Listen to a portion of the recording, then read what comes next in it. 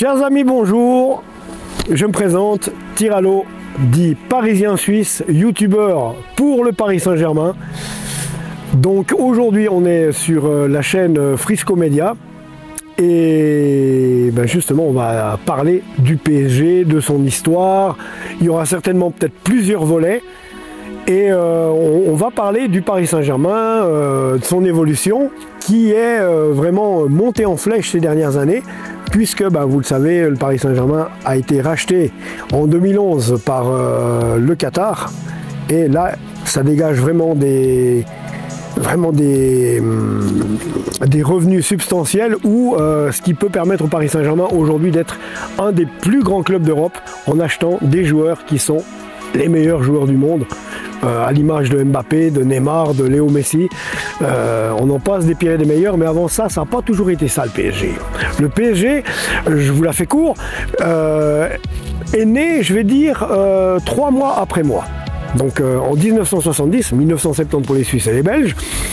Moi je suis né le 3 février de cette année-là, et le 12 mai, le Paris Saint-Germain, qui s'appelait le Paris FC, qui s'est aussi appelé le Racing de Paris, et bien, puis ensuite après le Racing de Paris, ça a été un autre club qui a disparu. Et donc du coup, le Paris Saint-Germain est devenu ce qu'il est. Donc le PSG, on a eu, quand j'étais enfant, c'était Francis Borelli qui était le président. Il y avait à l'époque, vous vous en souvenez pour les plus anciens, donc le sponsor c'était RTL, la radio. L'équipementier c'était Lecoq Sportif. On avait Dominique Rocheteau qui est venu de l'AS Saint-Étienne. À l'époque renforcé cette équipe, il y avait Dominique Baratelli, emblématique gardien de but de l'équipe de France, qui ensuite a cédé sa place en 81 à Jean-Luc Ettori de l'AS Monaco. Donc qui a joué la Coupe du Monde 82, voilà. Ensuite on avait aussi Dominique Battenet, qui était un véritable titi parisien, qui lui était capitaine de l'équipe. Il y avait Jean-Marc Pilorget, ça a été toute une époque. Et après, dans les années 90, 90 pour les Suisses et les Belges de nouveau, il y a eu justement cet avènement où il y avait un grand Paris Saint-Germain, mais où il y avait moins d'argent que maintenant, mais où on a l'impression que des fois ça marchait mieux. Et oui, parce que vous aviez... il y avait Bernard Lama dans les buts, qui est plus à présenter, qui a été un des plus grands gardiens français. Il y a eu aussi Joël Batz, qui était aussi un des plus grands gardiens français. Il y a eu, c'était la période Guérin, Rai, Rabé Sandratana. Il y a eu Pedro Miguel Paoletta, l'emblématique Paoletta, le Portugais qui a débarqué justement, et qui a changé, qui a donné une dynamique à l'attaque du Paris Saint-Germain, qui était beaucoup plus incisive, beaucoup plus prolifique, et avec ce qui donnait bien sûr des meilleurs résultats. Mais les années 90, je me rappelle comme si c'était hier, on n'avait pas beIN Sport, on pouvait voir les matchs quand on voulait, c'était tous les mercredis soirs. Mardi ou mercredi, la Ligue des Champions, c'était sur TF1. Et là, on regardait, justement, il y avait justement le papa Bruno Germain, donc, qui est le papa du Germain qui a joué au Paris Saint-Germain, là, que Mohamed Eni surnomme le maïs. Donc on sait qu'il n'aime pas ça du tout. Donc voilà. Valère Germain, qui est le fils de Bruno Germain, qui a joué au Paris Saint-Germain.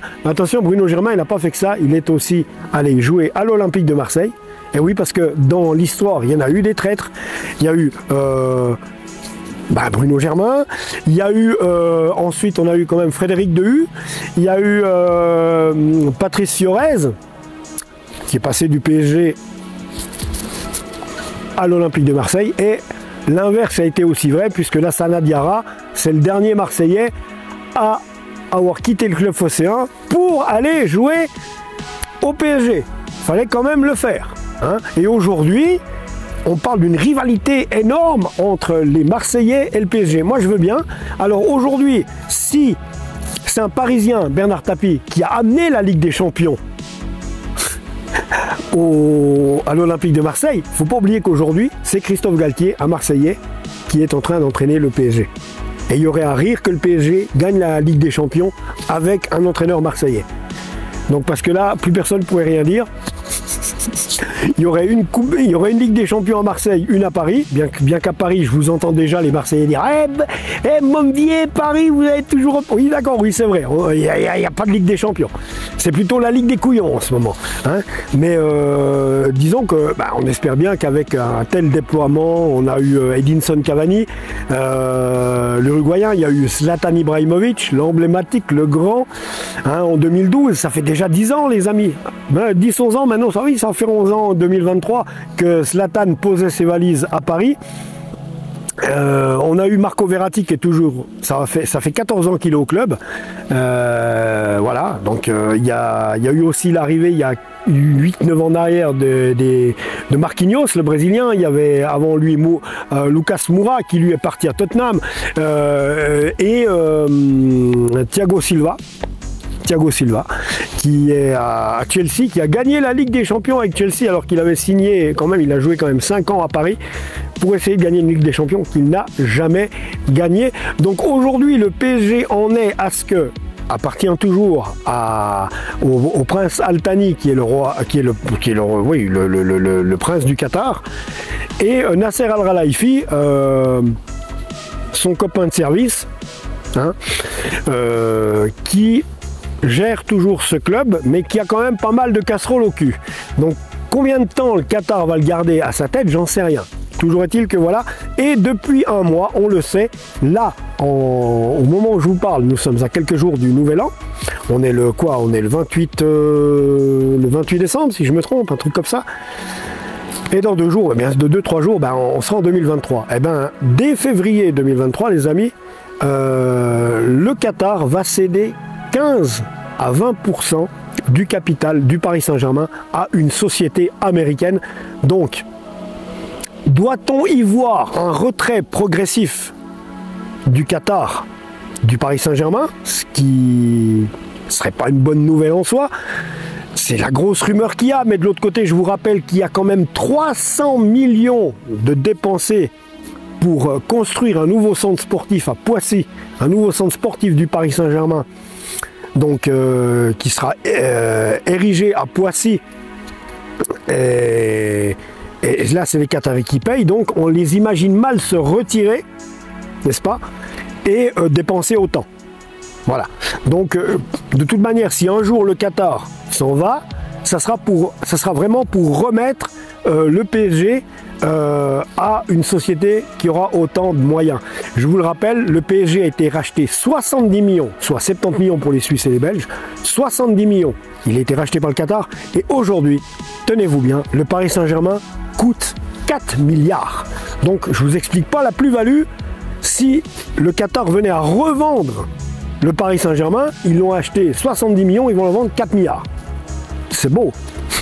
Bon, toujours est-il que les choses vont bien comme elles vont. Donc en ce moment, au moment où je vous parle, le PSG est toujours qualifié pour les 8e de finale de Ligue des Champions 2022-2023. On va affronter le Bayern de Munich.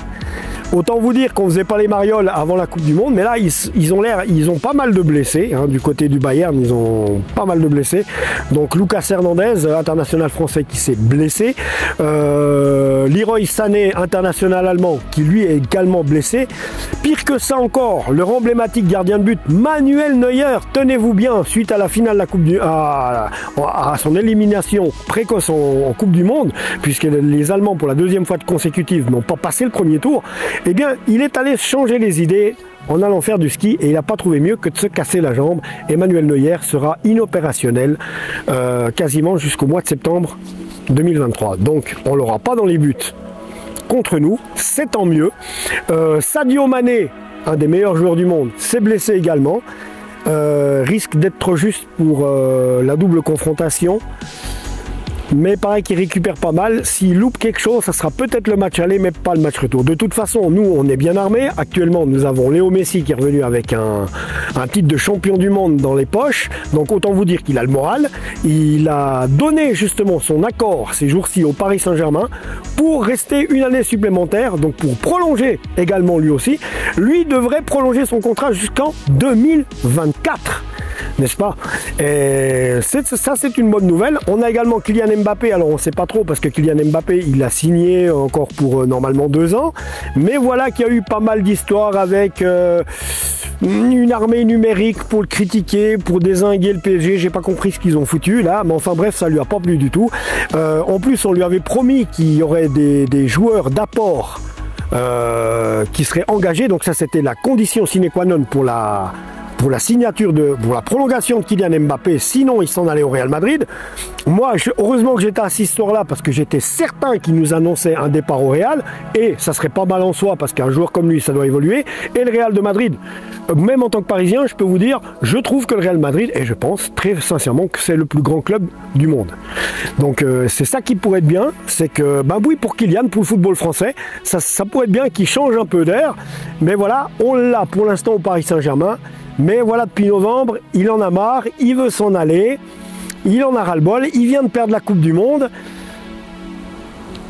On peut s'attendre, la rumeur dit que justement Kylian pourrait quitter le Paris Saint-Germain en juin 2023.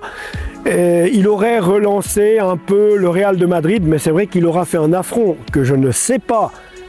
Parce qu'on connaît quand même les gens, faut pas les prendre pour des cons non plus. Hein. Tu vas pas leur dire oui, puis les plaquer à la dernière minute. C'est un peu ce que Kylian a fait avec le Real. Donc voilà.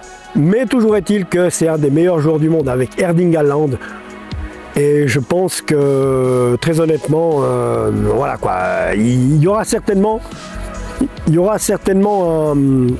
un transfert de fait. Voilà les amis, c'est tout ce que j'avais à vous dire. En attendant, eh bien, abonnez-vous à la chaîne Frisco Média, Frisco Photographe, donc puisque Frisco Photographe c'est aussi une chaîne Frisco Média. Voilà, je crois que je vous ai tout dit. Ma chaîne à moi, c'est Parisien Suisse. Abonnez-vous à toutes ces chaînes, on vous retrouve tout bientôt avec Frisco. Et on vous souhaite une excellente année 2023. Ciao!